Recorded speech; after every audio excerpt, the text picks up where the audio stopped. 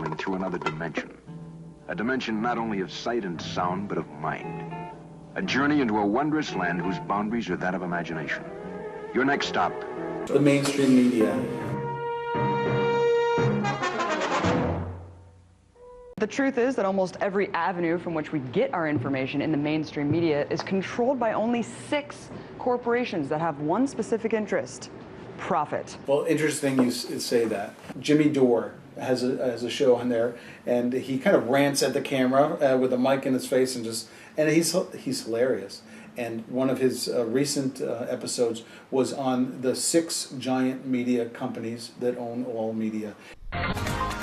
A child's happiness is priceless, especially on a birthday. A child's happiness is priceless, especially on a birthday. A child's happiness is priceless, especially on a birthday. A child's happiness is priceless, especially on a birthday. Well, a child's happiness is priceless, right? Especially on a birthday. A child's happiness is priceless, especially on a birthday. A child's happiness is priceless, especially on a birthday. A child's happiness is priceless, especially on their birthday. So that leads to one of my other questions is, yes, we've got to turn off the mainstream media, but I think we also need to turn on alternative media, and we also have to create our own media, like we're kind of doing here, and then we have to share this information and share our alternative media, and then rinse and repeat. I mean, but what are some of the alternative media? Okay, so there's RT, but I think Democracy Now! Is a great. Oh, Democracy Now! Is in a class by itself because it's a small group of highly dedicated people who don't have any real significant acts to bear. Right. Okay. And instead of, I don't watch the mainstream news anymore, and we canceled our New York Times subscription. So I replaced them with Democracy Now! Nightly, 1-hour broadcast. It's great. Mm-hmm. And they put the light on things that you would never see otherwise. And for instance, the Dakota Access Pipeline, they were there from the beginning. Oh my gosh! They just built up the coverage of that as time went on. It was very. They good. even ended up giving feeds to other mainstream media.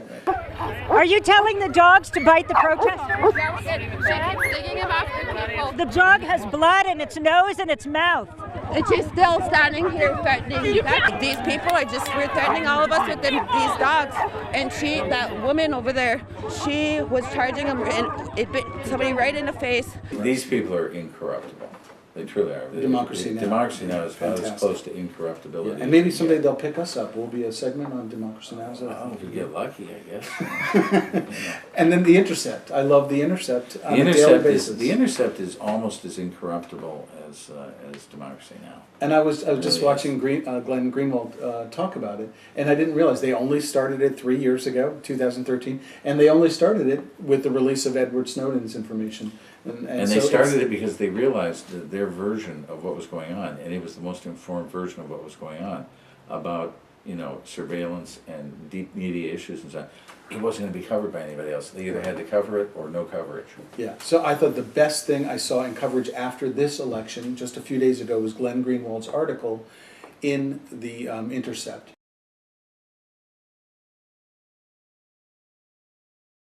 Democrats, Trump, and the ongoing dangerous refusal to learn the lesson of Brexit. I think what we're seeing in the aftermath of this is an attempt by Democrats who nominated a candidate, Hillary Clinton, despite knowing how weak and how vulnerable and how deeply unpopular she was across many sectors in the country, who nonetheless insisted on nominating her in the face of all sorts of empirical evidence that she would not only lose, but could literally lose to anyone. That those very same people who insisted on marching behind her are now attempting to blame everyone they can find, except, of course, from themselves, for this debacle. And I think that if we're going to have any kind of constructive discussion in the aftermath of Trump's victory, it has to include, first and foremost, a discussion about why the Democratic Party has become such a small minority party, a minority in the House, a minority in the Senate, lost control of the White House to someone like Donald Trump, is obliterated on the state and local levels. What is it about the Democratic Party that has caused huge portions of the American voting population to turn their back to it and to reject it? One is the fact that The Intercept occupies a very interesting space in political communication, simply because this is where Laura Poitras and Glenn Greenwald where they've operated and their cooperation with Snowden in the biggest truth-telling, the biggest assault on the lies of the surveillance state that ever took place. So that's good. The other thing is Glenn Greenwald himself is a remarkably insightful guy. Yeah. And he catches things that most people miss. Maybe we can have him on the show sometime. Really, he's a remarkable. We'll have to go to He's Brazil. pretty generous about it. I've seen him interviewed on other, you know, like... We'll have to go to Brazil, though. Oh, that's right.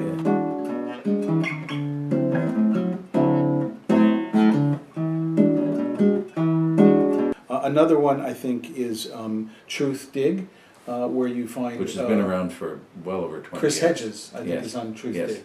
And Chris Hedges is phenomenal.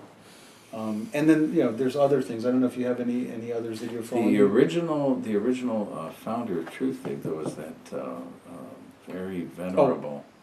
Bob... what's his name? He's the guy who did interviews with... He founded Ramparts magazine. Truth Dig is basically the successor to Ramparts. You said Counterpunch? I looked at it. Counterpunch is a little smaller. Yeah, it's good, and everybody's very opinionated and very passionate. That's a good one. Yeah. And I think WikiLeaks itself. I've gone onto the website, and there's so much there.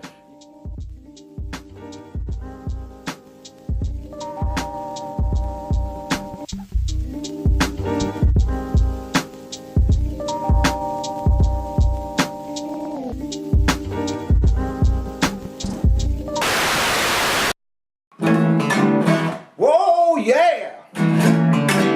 Whoa, yeah! Whoa, yeah! Whoa, yeah! I want to work together to put this country right again.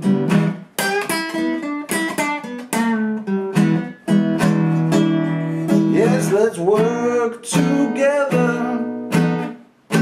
A work in progress is happening now.